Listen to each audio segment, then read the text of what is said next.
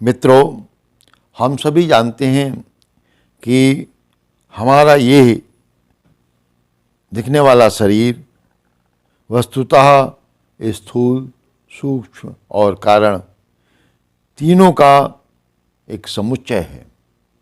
मात्र स्थूल शरीर ही नहीं अपितु सूक्ष्म एवं कारण भी पूरी तरह से प्रभावित होते हैं। अब ये किस प्रकार से प्रभावित होते हैं तीनों शरीर, इस संदर्भ में हमारे अध्यात्म विज्ञानी ऋषियों ने बहुत खोज की है और पाया है कि स्थूल शरीर को प्रभावित करने के लिए मंत्र योग का, सूक्ष्म शरीर के लिए प्राण योग का और कारण शरीर में उपयोगी उभार लाने के लिए ध्यान योग का उपयोग किया जाता है। यूँ साधनाएं अनेकों प्रकार की हैं। परंपरा भेद में उनका उपयोग उपचार अनेक विधि विधानों के रूप में किया जाता है। इस प्रकार साधना विज्ञान के अनेकानेक और उपभेद बन जाते हैं। इनमें से जिन्हें अपनी अभिरुचि के अनुरूप अपनाना होता है वे उसका प्रयोग करते हैं।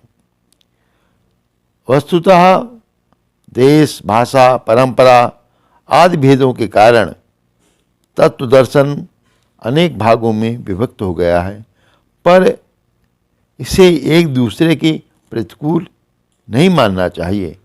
अपितु ये जो थोड़ा बहुत भेद दिखता है वो किन्हीं परिस्थिति विशेष के कारण ही होता है। जैसे एक ही नगर में पहुंचने के लिए विभिन्न दिशाओं के यात्री अलग अलग मार्ग अपनाते हैं, इतने पर भी वे सभी उस एक लक्ष्य तक पहुंच जाते हैं। इसी प्रकार साधनों के स्वरूप, विनियोग, अनेकानेक प्रक्रिया पालने पर भी उनके मूल आधार में कोई परिवर्तन नहीं होता है। संसार भर में प्रचलित अनेकानेक योगाभ्यासों को वस्तुतः 3 भागों में ही विभक्त किया जा सकता है।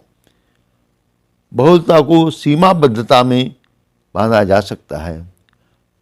मंत्र योग, प्राण योग और ध्यान योग की सीमा में प्रायः सभी साधना विधानों को आ जाते हैं।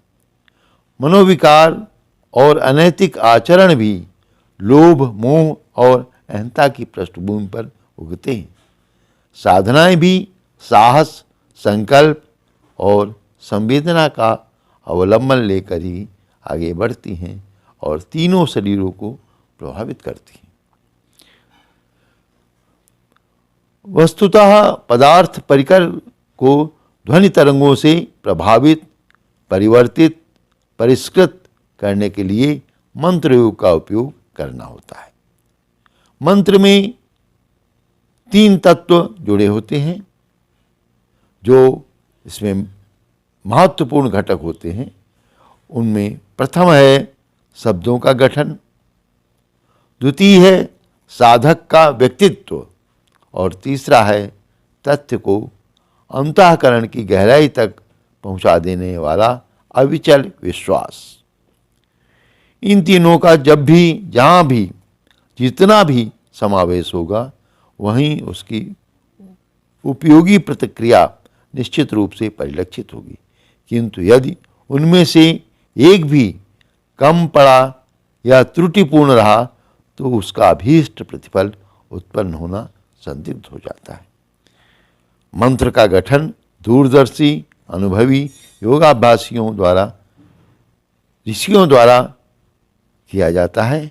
वे शब्दों की संभावना में अर्थ को प्रधानता नहीं देते, वरन यह देखते हैं कि किस क्रम से अक्षरों का गुंथन हुआ और उनके उच्चारण में किस प्रकार का ध्वनि प्रवाह उत्पन्न हुआ। इस मंत्र निर्धारण में प्रायः उनके श्रेयताओं को अंतःस्फुरणा से मार्गदर्शन मिलता है। इसीलिए वे उसे आकाशवाणी द्वारा, ईश्वरीय चेतना द्वारा उद्धृत भी कहते हैं। गायत्री मंत्र, कलमा शरीफ, बपतिस्मा, नमोकार मंत्र, मणिपट्ट में हूँ आदि ऐसे ही सनातन कहे जाने वाले मंत्र हैं। तंत्र योग में के अंतर्गत एक अक्षर मंत्रों का भी निर्धारण किया जाता है। देवनागरी लिपि के कुछ प्रभावशाली अक्षरों के ऊपर अनुस्वार लगाकर उन्हें विशेष प्रयोजन में काम आने वाला बना दिया जाता है। जैसे कंग, गंग, घंग, पंग, फंग, वंग, वंग आदि की रचना इसी दृष्टि से हुई है। ये ऐंग, ह्रीं, क्लीं, ह्रीं, हुम, फट आदि की भी गणना एकाक्षरी मंत्रों में ही होती है। अर्थ सहित मंत्रों की व्याख्या विवेचना हो सकती है, उनसे शिक्षा ली जा सकती है, पर एकाक्षरी मंत्र बीज रूप में है। उनमें शक्ति की प्रधानता है, अभिव्यक्ति नहीं खोजी जा सकती। इन सब के अपने अपने प्रभाव हैं।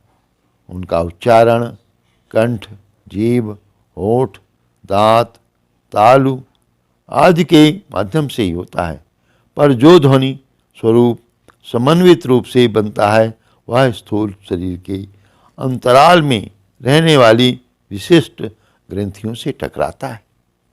उस प्रतिक्रिया को समूचे व्यक्तित्व में वितरित करता है। शरीर के अंतराल में अनेकों गुच्छक, उपत्तिकाएं, चक्र, भ्रमर, अंतःस्रावी ग्रंथियों का समुदाय है। इनमें से कुछ के क्रियाकलाप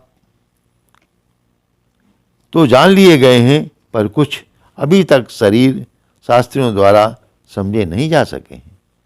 हार्मोन स्रावों की विलक्षणता प्रसिद्ध है। उनका प्रभाव काया तक ही सीमित नहीं रहता, वरन स्वभाव और व्यक्तित्व को भी प्रभावित करता है। इस प्रकार की अनेकानेक ग्रंथियों को संतुलन में लाने, विकसित करने के लिए मंत्र प्रयोगों का आश्चर्यजनक परिणाम उत्पन्न होते देखा जा सकता है। शरीर की तरह संसार के अन्यान्य पदार्थ भी मनुष्य को प्रभावित करते हैं। वे पास आते, दूर भागते हैं, अनुकूल रहते, प्रतिकूल बनते हैं। इस असंतुलन को इच्छानुरूप बनाने में भी मंत्र काम करते हैं। वे वरदान एवं अभिशाप के रूप में भी अपनी प्रतिक्रिया प्रकट करते हैं। इस प्रकार से मंत्रों का अपना एक विशिष्ट विज्ञान है, प्रकृति है, परंपरा है। अपनी आवश्यकता, अपनी प्रकृति के अनुरूप हम उसका निर्धारण कर सकते हैं और लाभ उठा सकते हैं। और जैसे कि बताया गया कि इसके महत्वपूर्ण 3 घटक जो हैं उनका परिपालन अवश्य करना चाहिए। जितना उनका परिपालन होगा वे उतने ही अधिक फलदायी होंगे। बहुत बहुत धन्यवाद।